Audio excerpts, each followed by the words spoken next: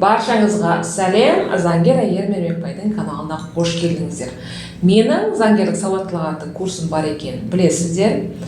Сол курсты оқыған менің шәкіртім бүгінгі Гүлнұр ханым сіздерге сол курс жайлы өзінің ойын, яғни кері байланыс айтып береді. Гүлнұр ханым, саламатсыз ба, қалыңыз қалай? Қош келдіңіз. Сәлеметсіздер ме? Жалпы бұл курсқа не үшін келдіңіз? Қандай мақсатпен қатыстыңыз? Мен бұл курсқа енді өзімнің осы банк мәселесі бойынша біраз қарыздарым бар еді, сол жайында соларды жаңағыдай шешу, оны шешіп үйрену және сауатты болуды басты мақсатым сол болды. Жалпы осы мәселені шешумен сіз заңгерлерге жүгініп көрдіңіз ба? Бұл уақытқа дейін заңгерлерге жүгініп көрмедім, бірақ заңгерлерге жүгінген кезде менде бір сенімсіздік пайда болды да. Мүмкін ол енді біреудің проблемасын біреу шешіп береді дегенде мен сенген жоқпын да. Одан кейін осы өзімнің жеке басымдағы біраз қарыздарымына байланысты өзім біліп, соны үйреніп, ары қарай да басқа өзімнің отбасы мүшелерім болсын, басқа таныстарым болсын, соларға да көмектескім келді.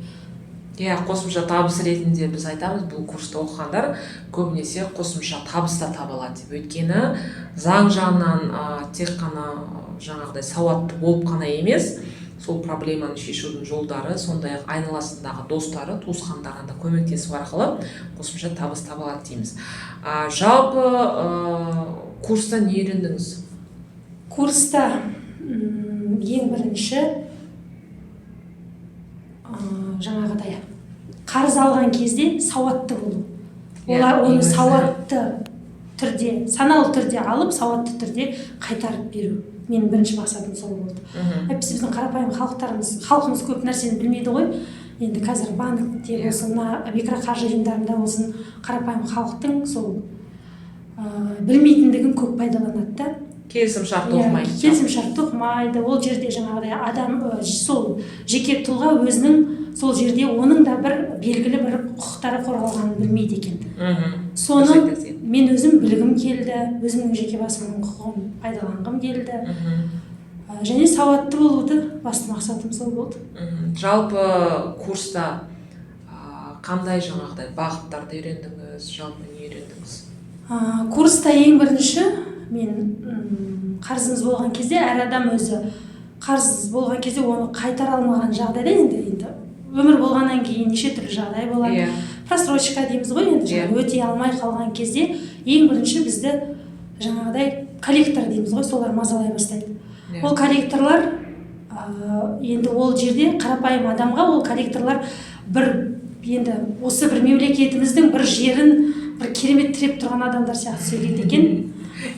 Олар және қарызды өндірудің түрлі тәсілдерін пайдаланады екен.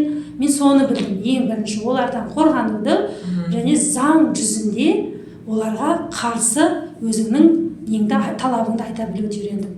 Екінші, одан кейін біздің әрқайсымыз енді заңгер емес, жай қарапайым адам, сот десе біз қорқамыз. Сот мәселесі десе бізге сот деген ол енді бір басқа нәрсе болып елестейді.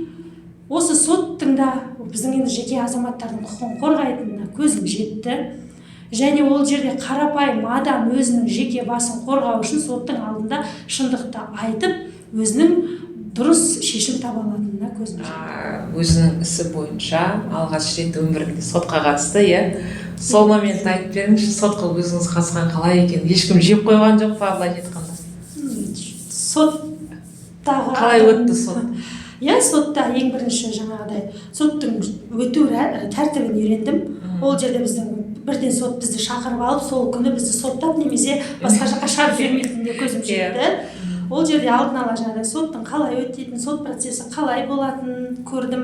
Және ол жерде судья дейміз ғой, енді біздің мүддемізді қорғаушы адам дейміз, біз енді талап арыз беріп отырғаннан кейін. Ол да біздің сөзімізге құлақ асады екен, егер дұрыс, сауатты түрде шағымдана білсек. Өзің құқықтарыңды біліп, заң нормаларын айта білсең, ол кісі де тыңдайды екен, және ол да адам екен. Ол да сенің қарапайым халықтың да несін дұрыс жолға шешіп беретініне көзім жетті. бұл кісі өзінің пайдасына шешілген соттың шешімін алды. 2 рет қатыстыңыз иә сотқа? 2 рет болды иә? Онлайн болды. Қазір бізде соттың процесінің барлығы онлайн, әлі карантин бітсе де біз офлайн форматқа әлі өткен жоқпыз. Бірінші жағынан әрине бір-екі плюстар да бар, жаңағыдай минустар да бар. Яғни мен мысалы үшін Алматы қаласында өзім офлайн отыратын болсам, онлайн жаңағыдай Ақтаудағы, Атыраудағы сотқа қатысып отыра беремін. Жалпы Гүлнұр ханым, табысқа келетін болсақ, осы курсқа қатысқаннан кейін жалпы табысыңыз өсті ма?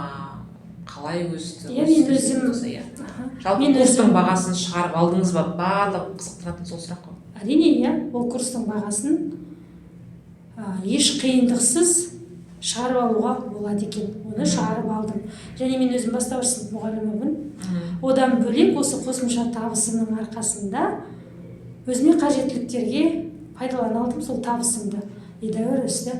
Жалпы қосымша табыс табуға болады екен. Болады. Үйде отырып барлығын осы алдыңызда телефоныңыз немесе ноутбугыңыз болса, қосымша табыс табуға болады. Ешқайда барып, қаланың бір шетіне барудың қажеті жоқ, кездесіп көрісудің қажеті жоқ. Үлкен рахмет сізге, Гүлнұр ханым. Курсқа қатысып осындай керемет нәтижелерге, жетістіктерге жетіп отырғандарыңызға үлкен рахмет. Егер де сіздерге осы видео ұнаған болса, міндетті түрде лайк қалдырып кетіңіздер. Ал заңгерлік сауаттылық атты курсқа қатысты немесе жалпы өздеріңіздің сұрақтарыңыз болатын болса, міндетті түрде төменде комментарийге жазып қалдырып кетіңіздер.